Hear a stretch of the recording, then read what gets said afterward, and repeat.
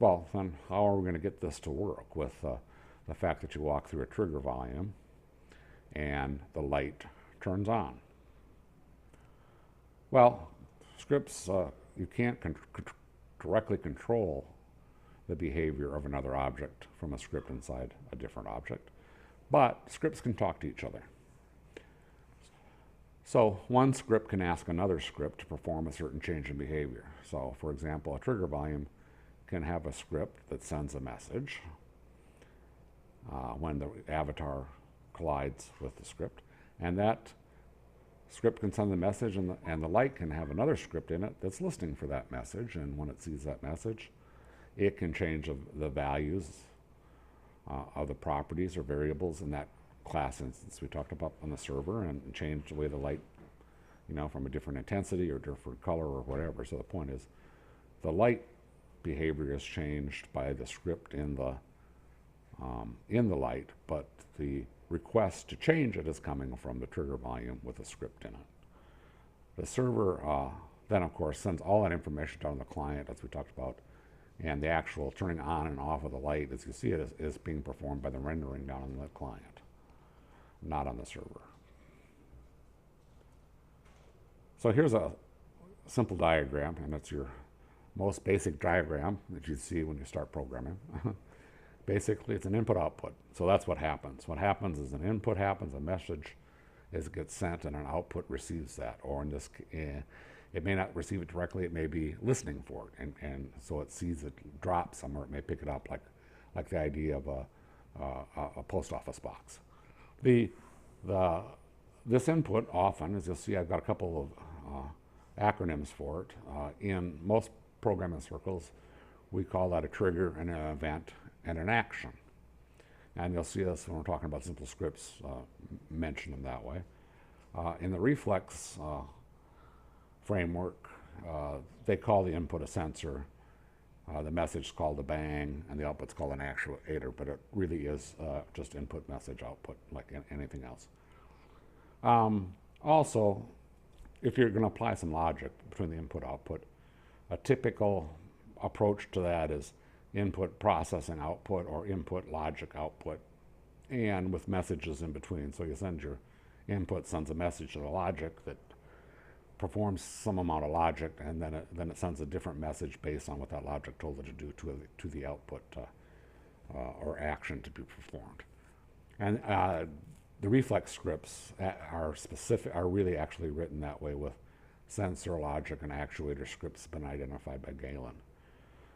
In simple scripts, there's not a lot of logic scripts, or there's none that really was put out there by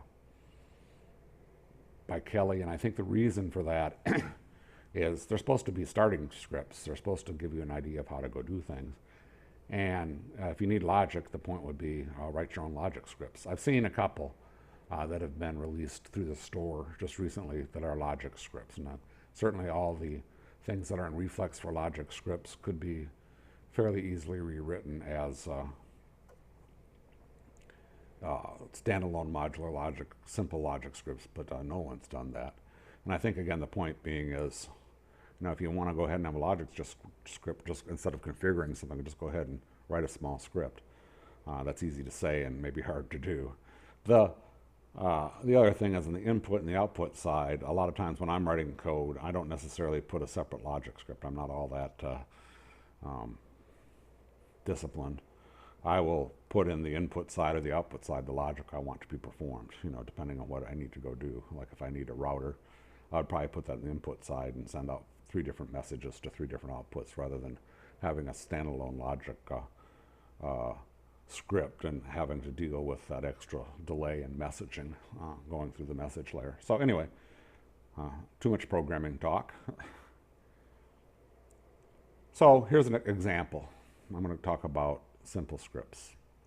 Here's an example of a simple script with a trigger or input and an output and an action. It's a simple collisions, which is inside of the trigger volume. So when you walk inside the trigger volume, the on-agent collide will generate a message, and you type in that message, doorway in. And so when it's collided, a doorway in event is sent, and a simple light's been configured to listen for doorway in. So when that event happens, it goes ahead, and as you can see, it does mode A color when it sees doorway in, which is turn on a light that's red at intensity 60. Now, if I wanted to, I could have said, hey, when they leave the trigger volume, send a doorway out message, and I could have set mode B up to doorway out instead of off, like there that's listening for, and set the intensity down to 0, so it would have turned off the light when I left the volume. But that's just an example of a simple script and how you configure it, and it's actually still going through all those steps that we talked about. The Reflex script looks a lot the same. Again, because it's input, message, output, except he calls them sensor, bang, and actuator.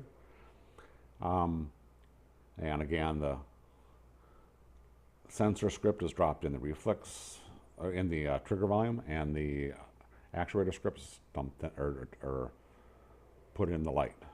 And it sends, again, it's been programmed by Galen to, it doesn't send the doorway in message. What happens with the trigger volume is to send doorway in, and it automatically adds a colon on when you come into the trigger volume, and automatically adds doorway in colon off. It puts a colon off in when you leave the message, so it's not explicit like it was with the simple script message. So that is how that works, and that's important here that it does that. And also you'll see that there's also a new function called 0 under the transition seconds on the actuator.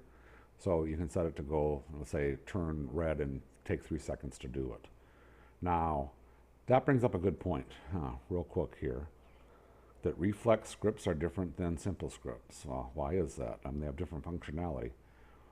For example, the way that the input in the Reflex script, sends, does it says, hey, I'm going to send an in, I'm going to send the message with an in on and the message with a colon out, and that's what I'm going to do. Versus the other one allowed me to name the names of the script or the messages being sent when it collided and when it left. So again, it's just it's different.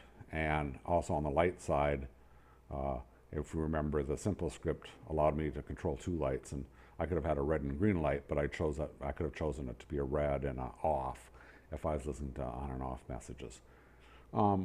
The point being there is Linden Labs has exposed their application program interface, a bunch of functions associated with objects, both on the input and the output side, and they said, here they are, and I as a scripter can code against it. And Kelly, looking at it, decided here's what a person would normally do when they wanted to interact with the trigger volume and what they wanted to interact with the light. And Galen looked at it and came up with a different set of things. He said, here's what people will probably want to do with the sensor and with the actuator. They both are calling the same code, and they both don't call every option that you've got available associated with lights and trigger volumes. But the point being, again, is that they were just at that point in time with that programmer decided people should interact with things. So I guess I just wanted to make that point that there's nothing magic going on. There's just, it's what that programmer decided, and you could probably, if you're writing your own or changing it, especially on the simple script side, you can just add that functionality if you want, or if you needed it.